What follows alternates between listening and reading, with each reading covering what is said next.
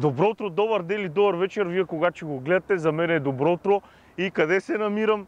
Пред музея и магазина на Мерцедес в Германия, Штутгарт. Was ist wunderbar. Не знам немски. Там им е магазина, тук им е музея и така гледам, гледай. Чувствам се като седи на Централна гара.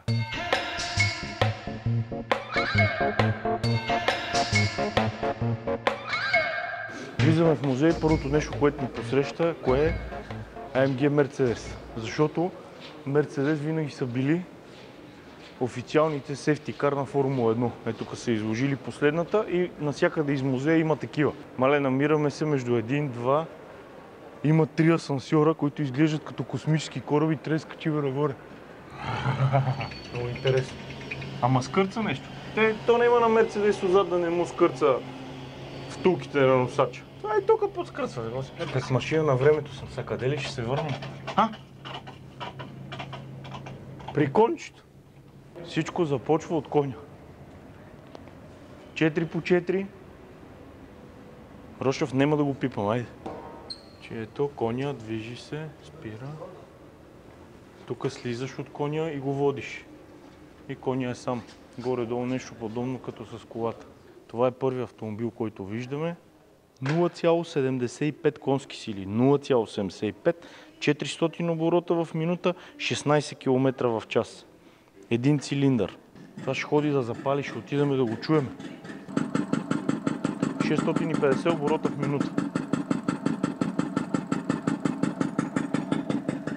Благодарение на тия трима души, сега се радваме на Мерцедес и Майбах. Господин Карл Бенц, господин Даймлер и господин Майбах. Да не си мислите, че това са само коли. Не, това са хората, които са направили нещата. Такива каквито са и сами се радваме и да, мега си се кефи.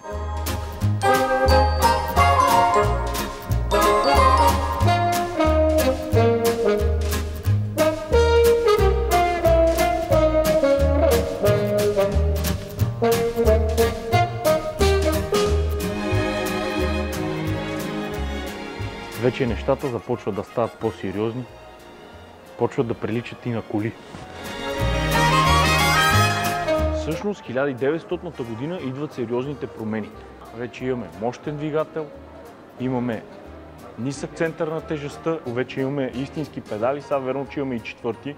Имаме разни геги за предавките, които се включват с разни стоманени въженца, но тук дори имаме нещо като предавателна кутия, която предава чрез верига отзад на двете. Имаме всъщност две задвижващи колела, тази си е направо с шпер.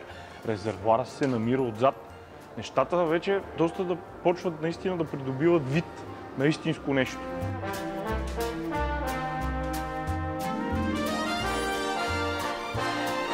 Първата брошурка на Мерцедес за Парижкото автошоу 1902 година.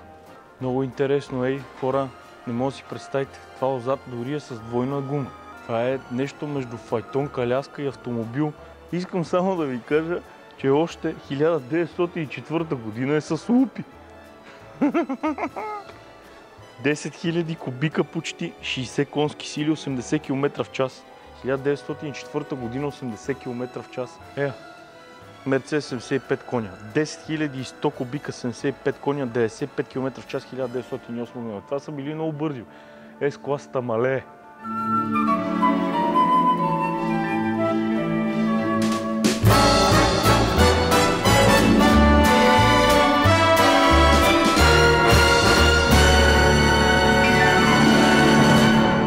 В 1924 година излиза 4 литра с компресора. Без компресор 70 коня, с компресор 100 коня.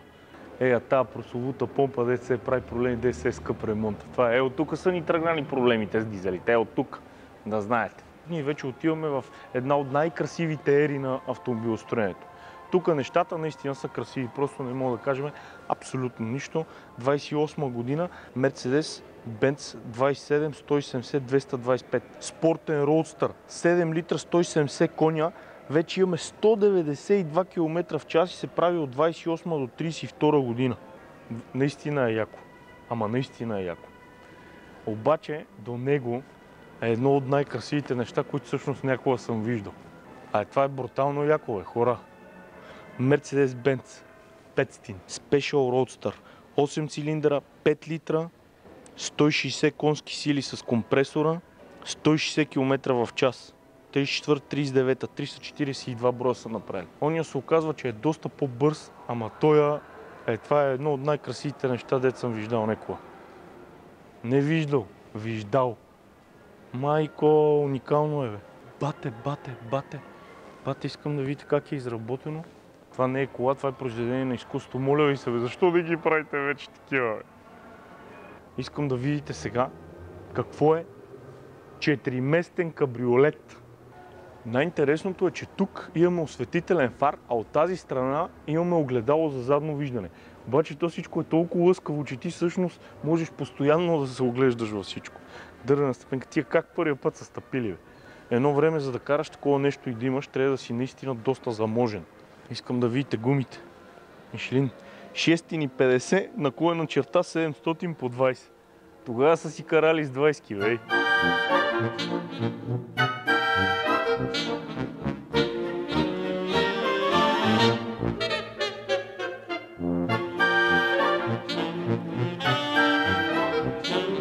Това е свобода, отзад има писта, ето където в момента тренират. Карат ги в кръг, пръскат с вода, поднасят ги, пробват ги, даже има разни модели, които не ги познаваме. Ето въртат някакъв бус, отделно има нещо приличащо на класа, което може би е новия модел, но е замаскирано, да не го познаеме.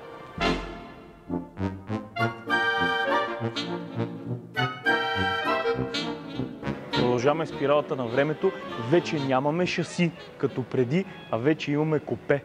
И зад вас вече са едни от най-топ красивите автомобили, правени за времето си и за сега, разбира се.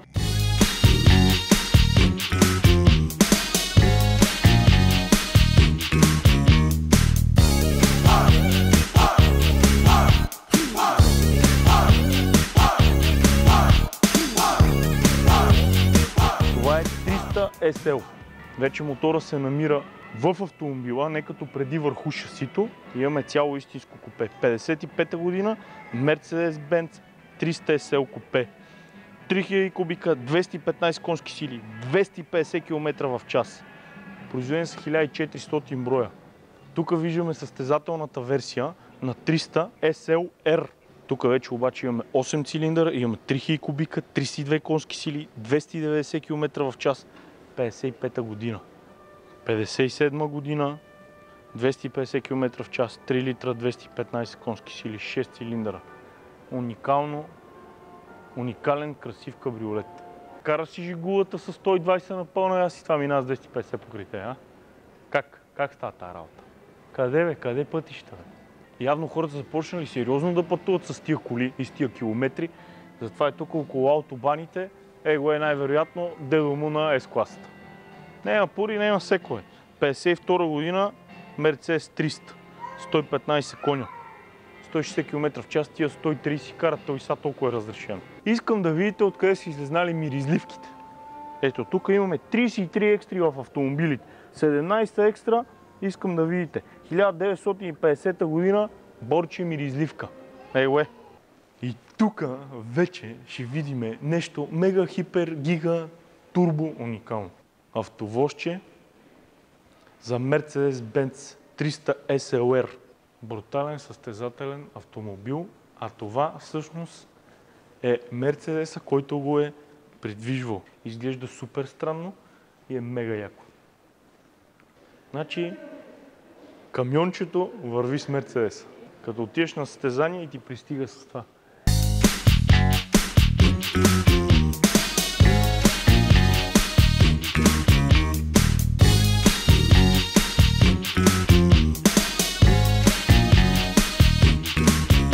Тук имаме някакъв супер странен, аз въобще не знам какво е това. Пощенски автобус, пощенски рейс, пощенски не знам какво е, но е много интересно, искам да го видите. Сега гледай, хората тук седат на гишето. Добър ден, едно писмо да пусна, да напиша, ако може до София, да? Добре. Окей. Добре, ще пуснете. Айде.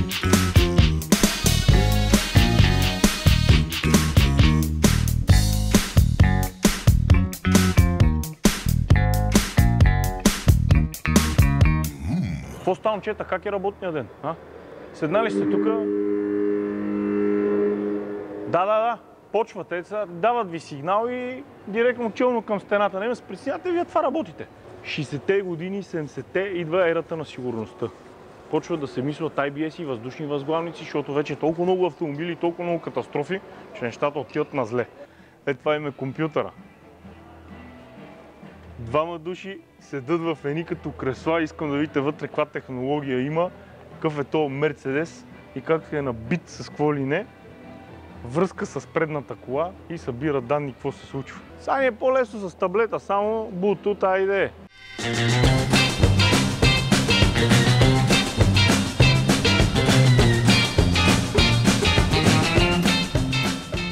В сериозните автомобили отиваме на Mercedes-Benz 300 SD. Както му викаха Сома. Ето ви го Сома с големите брони. Те даже леко пружинират. Има броня, да не е като да няма. Турбодизел 300. А такъв има даже и 6.9.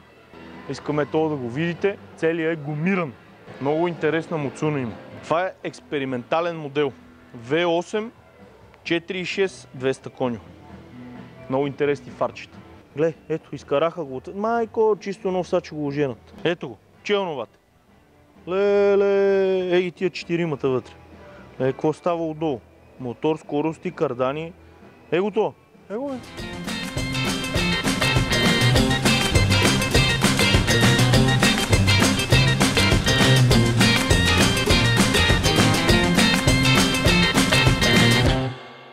Ето, вече преминаваме в следващата ера и тук виждаме, че до сега нещата са се правили от органични неща, а вече преминаваме в пластмаси, в рециклирани пластмаси. Нещата се променят и отиваме вече, знаете ли в кое? В новото начало.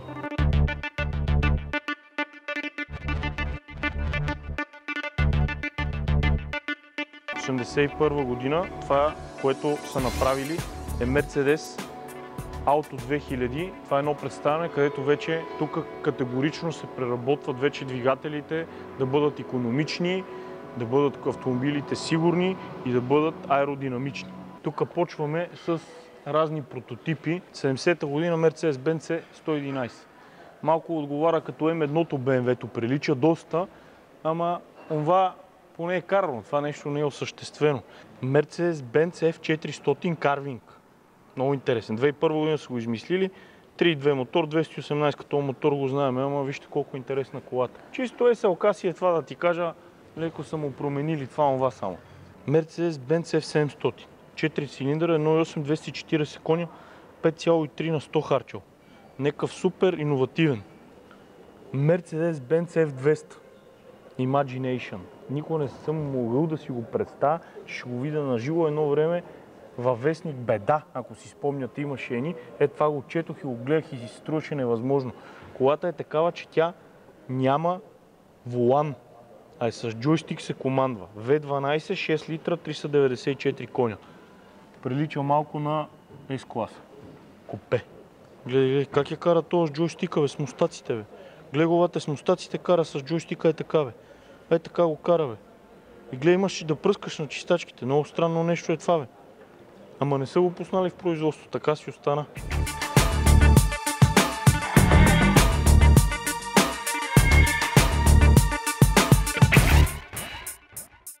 Отиваме при целия спорт на Мерцедес. Буквално ми приличат на играчки, все едно мога да ги пипам, ама си направо истински отивам при тях.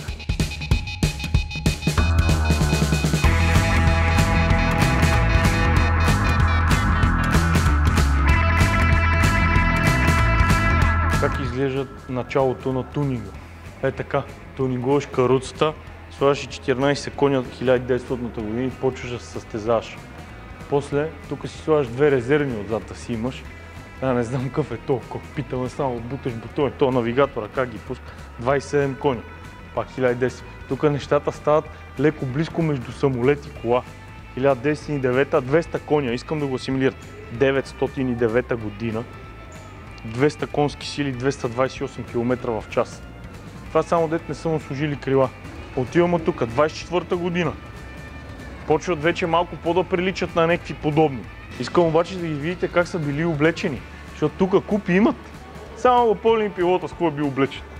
Да не го вали очилата, каска, купа, лиза. Еволата. Моторспорт 34-та година. Пълним тук като доктор.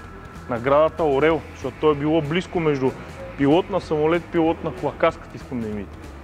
Още Пирели от тогава. Гледайте, FIA. Айде сега се върнем. Искам да ви покажа тук какво се случва. 320 км с нещо такова.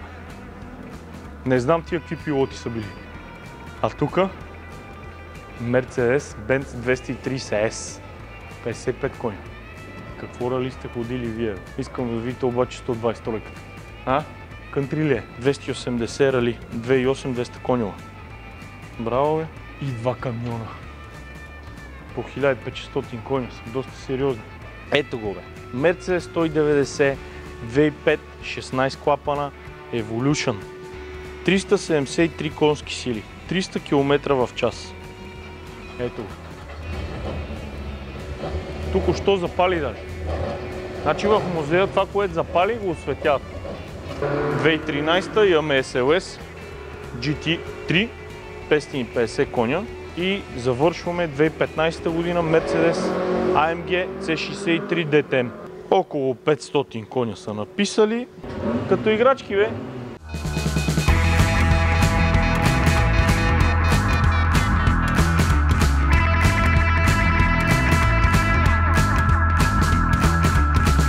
Излизаме от Mercedes музея. Страшно впечатлен съм. Пожелавам ви на всички да дойдете да си направите една екскурзия и да го видите на живо. Имаше страшно много неща, прекарал съм цял един ден, не ни стигна, може да съм пропуснал нещо, затова елате да ги видите. Харесвайте ни, лайквайте ни, шервайте ни autobg и brичка.com и гледайте нещата и в новата ни страница на brичka.com. Чао! Отивам да видя някой Мерцедес, че много ви харесва. Като си измориш и тук си седеш, гледаш си телевизия, гледаш си бегачки, даже можеш да си пуснеш сигурно... дали дават autobg-то тук? Те ако не дават, не знаят какво да дадат, нали? Тия трябва да се продават, бе. Кой ще ти ги това да не тия гледай, така ги редат на горублен, ги редат, така на горублен. Ма ти, като не имаш autobg, какво ще продадеш? Нищо не му продадеш, гледай. Наредили са ги тук, чакай да ти ги купи някой. Така, ще си ги вземе. Некой ден и мене ще ме дадат тук. Не вервате, а? Гледайте филма само. Гледайте какво ще дадат. Бричка ще го пуснат. autobg бричка, autobg бричка. Сега ще видиш, сега ако можеше вместо голфа да се качил SL-а, те да видят как ще да си пусна аз тия сирени. Така. Гледай, тук даже капачката му изпаднава, ама 476 коня, това е положението. Целкато гледай там къде са го бутнали.